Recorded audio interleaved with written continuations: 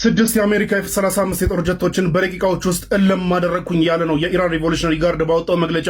የኢራን ሪቮሉሽነሪ ጋርድ አሁን ባወጣው መግለጫ እንግዲህ ስድስት የአሜሪካ F-35 የጦር ጀቶችን በዛሬው ዕለት ጆርዳን የሚገኘው አልአዝረቅ የአሜሪካ ሚሊተሪ ቤዝ ውስጥ በወሰድኩት እርምጃ ከጥቅም ውጭ አድርጌያቸዋለሁ ብሏል። በዚህ እርምጃ እንግዲህ ጥገና ላይ የነበሩ ሃንገር ስር የነበሩ ሶስት የአሜሪካ F-35 የጦር ጀቶችን ሙሉ ለሙሉ ሳወድም የቀሩትን ሶስቱን ደግሞ ከባድ ጉዳት አድርሼባቸዋለሁ ብሏል። ያ ብቻ ሳይሆን እዛ ቤዝ ውስጥ ያሉ የአሜሪካ ኦፊሰሮችና እንዲሁም የጥገና ቴክኒካል ቲሞችን ገድያሉ የተወሰነ በርካቶችን ገድያሉ ብሏል። ቁጥሩን ባያስቀምጥም በርካቶችን ገድያሉ ብሏል። በዛ መግለጫው ላይ ደግሞ እንደገና የጆርዳንን ህዝብ አመስግኗል። በአሁኑ መግለጫ ብቻ ሳይሆን ከዚህ ቀደም በነበሩ መግለጫዎችም የጆርዳንን ህዝብ አመስግኗል። ከጆርዳን ጆርዳን ውስጥ የማደርሳቸው ጥቃቶች እንደዚህ ፕሪሳይዝ ሆኖ ከባባድ ጉዳት እያደረሱ ያሉት ከጆርዳን ህዝብ በሚደርሰኝ ኢንፎርሜሽን ነውና የጆርዳን ህዝብ አይዞህ በቅርብ ቀን ከአሜሪካ ወረራ ነፃ ወጣሃለሁ ብሏል በዚህ መግለጫው which is weird። ለማንኛውም ግን ይህንን ጉዳት አድርሻለሁ ብሏል። በሴንትኮም በኩል እስካሁን ድረስ ኮንፈርም የተደረገ ነገር የለም።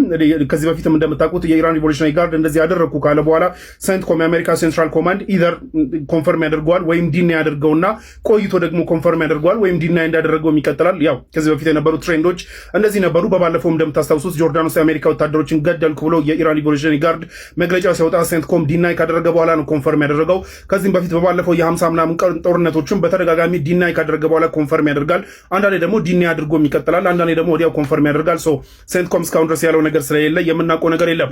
በሌላ በኩል ግን ወል ስትሪት ጆርናል ላይ የመሳሰሉት ከ2 ቀን በፊት ይዘውት የወጡት ሪፖርት እንደሚያሳየው የኢራን ሪቮሉሽነሪ ጋርድ የሚጠቀማቸው ሚሳይሎች መጀመሪያ ከ50 ምናምኑ ቀን ጦርነት በኋላ መሀል ላይ ሰላም ወርዶ በሜሞራንደም ኦፍ አንደርስታንዲንግም ተፈራርሞ ክፍተት እንደነበረ ታስታውሳላችሁና በዛ ክፍተት ወቅት ሚሳይሎቻቸውን አፕዴት አድርገዋል ነው የሚለው ሪፖርቱ።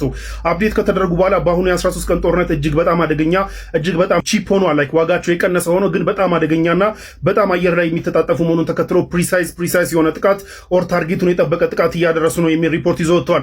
የአሁኖቹ ሚሳይሎች አየር ላይ ሚድ ኤር መተጣጠፍ የሚችሉ መሆኑን ተከትሎ የአሜሪካ በሚሳይል ዲፌንስ ሲስተሞች ኢዝሊ ኢንተርሰፕት ሊያደርጓቸው አልቻሉም የተባለው። ላይክ በፊት የሚመጡ ሚሳይሎች መንገዳቸው ይገመታል። ስለዚህ ስለሚገመት ከመሬት ተተኩሶ አየር ላይ ያፈነዷቸዋል።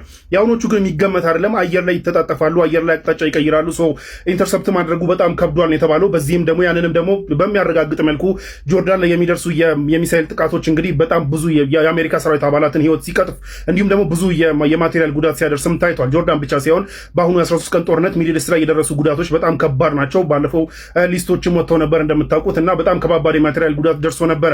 ለማንኛውም እነዚህ አፕዴት የተደረጉ ሚሳይሎች እንግዲህ ከባድ ጉዳት እያደረሱ መሆኑ በተለያዩ ሪፖርቶች ሲነገር ነበረ። በዛሬውም ቀን እንግዲህ አልአዝረቅ ሚሊተሪ ቤዝ ላይ በወሰድኩት እርምጃ 6 የአሜሪካ F-35 የጦር ጀቶችን ሳወድም በርካቶችን ደግሞ ገድያለሁ ብሎ የኢራን ሪቮሉሽነሪ ጋርድ በመግለጫው አሳውቋል። በሴንትኮም በኩል እስካሁን ድረስ የተባለ ነገር የለም። የገልፍ ሀገራት መርከቦቻቸውን በሆርሙዝ ሰርጥ ለማሳለፍ ለኢራን ክፍያ ለመክፈል መስማማታቸው እየተነገረ ነው ያለው። የገልፍ ሀገራት ፎሬን ሚኒስትሮች፣ ውጭ ጉዳይ ሚኒስትሮች በቅርቡ ውይይት ካደረጉ በኋላ በኦማን በኩል ለኢራን ቀረበ በተባለው የስምምነት ሰነድ መሰረት እንግዲህ የገልፍ ሀገራት በፍቃደኝነት ኦር ቮለንተርሊ በሚባል ከቨር በፍቃደኝነት በሆርሙዝ ሰርጥ መርከቦቻቸውን ለማሳለፍ ለኢራን ክፍያ ለመክፈል መስማማታቸው ታውቋል።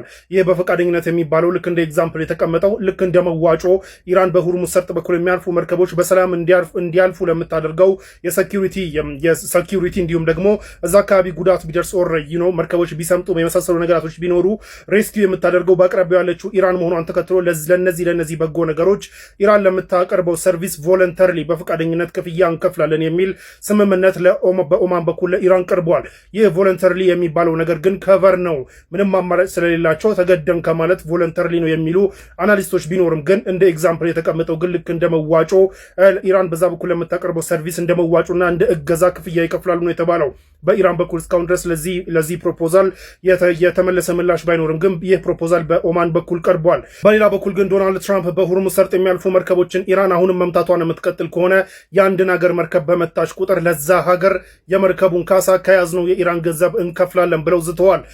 የኢራንን ገንዘብ ፍሪዝ አድርገው ያዙታል። ስለዚህ ኢራን ሆርሙዝ ሰርጥ ላይ የማንንም ሀገር መርከብ ስትመታ ለዛ ሀገር ከያዙት የኢራን ገንዘብ ካሳ እንከፍላለን ነው እያሉ ሲያስፈራሩ የነበሩት። ኢራኖች ደግሞ በአጸፋቸው እንግዲህ ምላሽ መልሰዋል። በዛ ምላሻቸውም አንድም አገር የኢራንን ገንዘብ በካሳ መልኩ የሚቀበል ማንም አገር ካለ ኢላል አበድ እስከ መጨረሻው በሆርሙዝ ሰርጥ እንዳያልፍ እቀባ እንጥልበታለን ብሎ ዝተዋል። በሆርሙዝ ሰርጥ በኩል በዚህ ሰዓት ከዶናልድ ትራምፕ ማስፈራሪያ ይልቅ የኢራኖች ማስፈራሪያ የበለጠ የሚሰማ መሆኑን ተከትሎ የዶናልድ ትራምፕ ልክ ዶናልድ ትራምፕ እንዳሉት ከኢራን ገንዘብ ካሳ የሚቀበል የሚቀበል አገር ስለመኖሩ ሃይሊ አንላይክሊ ነው ኦር የመኖር እድሉ በጣም ትንሽ ነው። ለማንኛውም የዶናልድ ትራምፕ የተለመደ ማስፈራሪያ ቢሆንም ግን የገልፍ ሀገራት በሁርሙዝ ሰርጥ መርከቦቻቸውን ነዳጅ የሚጭኑ መርከቦቻቸውን ለማሳለፍ ለኢራን በቮለንተሪሊ በፈቃደኝነት ገንዘብ ለመክፈል መስማማታቸው ተነግሯል። በኢራን በኩል ግን እስካሁን ድረስ ለዚህ ኦፈር የቀረበ ምላሽ የለም። አጠር ያለች አፕዴት ለ5 ቀናት ቆሞ የነበረው የአሜሪካና የኢራን ቲት ፎር ታት ይሄ ዝም ብሎ መተካኮስ የሚባሉት የጥቃት አይነቶች እንግዲህ ዛሬ አዳሩን ቀጥለዋል። ኢራን ትናንትና እንግዲህ ዶናልድ ትራምፕ ከአቶ ቢኒያም ጋር ሲወያዩ በዋሉበት ቀን እንግዲህ ኢራን ሰርፕራይዝ አታክ ጆርዳን የሚገኙ አሜሪካ ቤዝ ላይ ፈጽማ ነበር። 5 ሚሳኤሎች ተተኩሰው ነበር። 5ቱም ኢንተርሰፕት ተደርገዋል የተባለው ወርዶ ጉዳት አደረሰ የተባለ የለም። ለማንኛውም እንግዲህ ለዛ አጸፋ መልሳለሁ ብሎ ዶናልድ ትራምፕ በዛቱት መሰረት ዛሬ አዳሩን እንግዲህ ኢራን ውስጥ የተወሰኑ ታርጌቶችን መጥተዋል። ኢራን በአጸፋው አሁንም ጆርዳን የሚገኙ አሜሪካ ቤዝ ላይ መልሳ ባሊስቲክ ሚሳኤሎችን ተኩሳለች። እንዲሁም ሁርሙዝ ሰርጥ ላይ በአሜሪካ አጀብ ለማለፍ የሞከሩ 2 መርከቦች ላይ ጥቃት ፈጽማ እንግዲህ እንዲመለሱም አድርጊያለሁ ብላለች። ከዛ በፊት እንግዲህ ከትናንት በፊትም ሁርሙዝ ሰርጥ ላይ ሌላ ተጨማሪ መርከብ መታ ነበረ። በሌላ በኩል ደግሞ ሳውዲና አሜሪካ እንግዲህ ኢራቅ ውስጥ በወሰዱት የሐሽድ ሻዕቢ ኦር የኢራን ሚሊሻዎች የኢራቅ ሚሊሻዎች አሉ በኢራን የሚደገፉ እና ሐሽድ ሻዕቢ የሚባሉ ኦር በእንግሊዝኛው ፖፑላር ሞቢላይዜሽን ፍሮንት የሚባሉ ሚሊሻዎች አሉና እነሱ እንግዲህ በድሮን የሳውዲ ፓይፕላይን ላይ ጥቃት መፈጸማቸውን ተከትሎ ሳውዲ አጸፋ መልሳ ከባድ ጉዳት ያደረሰ አየር ጥቃት መፈጸሟን ነግሬያችሁ ነበረ ትናንትና። በዛ ጉዳት እንግዲህ አሁን እየወጡ እንዳሉ ሪፖርቶች ከሐሽድ ሻዕቢ ተዋጊዎች በተጨማሪ እንግዲህ 4 የሚሆኑ የኢራን ሪቮሉሽነሪ ጋርድ ሜምበሮች መገደላቸውም ታውቋል። ይህንን ተከትሎ እንግዲህ ኢራቅ ውስጥ በጣም ከፍተኛ ተሰሚነት ያላቸው የሺአው ፖለቲከኛ እንዲሁም የሃይማኖት አባት የሆኑት ሙቅታዳ ሳድር የኢራቁ ሚሊሻዎች የወሰዱትን እርምጃ አውግዘዋል። ይህንን እርምጃ በማያገባችሁ በመውሰዳችሁ ነው መልሳችሁ ኢራቅን ያስጠቃችሁት ብለው አውግዘዋል። ለማንኛውም በኢራቅ በኩል ግን ኤስካሌት የሚያደርግ ነገር ያለ አይመስልም። የኢራቅ መንግስትም ሁሉም ወገኖች እንዲያቆሙና ኢሚዲየትሊ ይህ ነገር ደግሞ እንዳይፈጸም ጥሪ እያቀረበ ነው ያሉና በኢራቅ በኩል ኤስካሌት ሊያደርግ የሚችልበት ነገር ያለ አይመስልም እስካሁን ድረስ ባለው። ለማንኛውም ግን ኢራንና አሜሪካ ተተኳክሰዋል። የሚቀጥል ነው ወይስ አሁን ደግሞ ፖዝ የሚያደርጉት ነው የሚለውን አይገስ ብልስ እናንተ ከአሜሪካ ህዝብ ግማሹ ጋሽቢኒ ቢቀፈደዱ አይደብረንም አሉ። ኢኮኖሚስት ነው ይህንን ፖል ይዞት የወጣው። ያው መጀመሪያም ሲጀመር ሀሳቡን ያመጣው ማምዳኒ ነው። ማምዳኒ ታውቃላችሁ፣ አቶ ቢኒያም ኒውዮርክን የሚረግጥ ከሆነ ቀፈደደዋለሁ ብሎ ሲዝት ነበር አይደለ? ያው በህግ አንጻር የማያስኬደው ባይሆንም ማለት ነው። ለማንኛውም ይህንን ተከትሎ ውዝግብ ሲነሳ ኢኮኖሚስት ለምን ፖል አልሰራ ምናምን ብሎ ፖል ሰራ ማለት ነው አሜሪካ ውስጥና ፖል የህዝብ ድምጽ ማለት ነው። እዛ የህዝብ ድምጽ ውስጥ ከተሳተፉት ውስጥ 49% የሚሆኑት አቶ ቢኒያም መቀፍደድ አለባቸው አሜሪካን ከረገጡ ብለው ቮት አድርገዋል። 23% የሚሆኑት ደግሞ ነው እርግጠኛ አይደለንም ሲሉ አይ መታሰር የለባቸውም ብሎ ፎር ሹር የተናገሩት 27% ብቻ ናቸው ነው የተባለው። ኢማጂን አሜሪካ ውስጥ አቶ ቢኒያም የአንድ የእስራኤል መሪ አሜሪካ ውስጥ ከመጣ ይታሰር የሚል የአሜሪካ ህዝብ ኦልሬዲ 50% መድረሱ ነው እንግዲህ የሚያሳየው።